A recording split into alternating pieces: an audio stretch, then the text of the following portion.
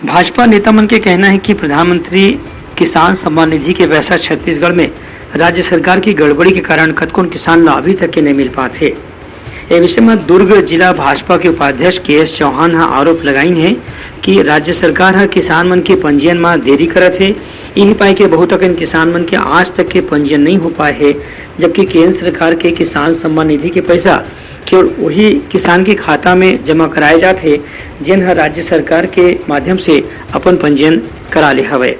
किसान सम्मान निधि योजना के तहत 6,000 रुपए सालाना हर किसान के खाते में डलवा रहे हैं, लेकिन हमारे छत्तीसगढ़ में जो पंजीकृत किसान हैं, जिनकी संख्या है 25,58,000, उनको पंजीकृत तो है लेकिन सत्यापित नहीं किया गया है।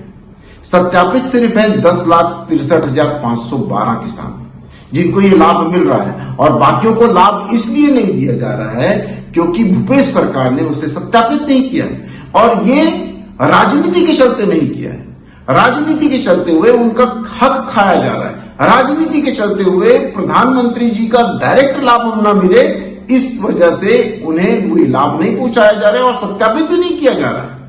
मैं किसान भाइयों से ये आग्रह करूंगा और गुजारिश करूंगा कि जल्द से जल्द अपना सत्यापित करवाएं और उसके बाद ये किसान सम्मान निधि अपने खाते में डलवाएं।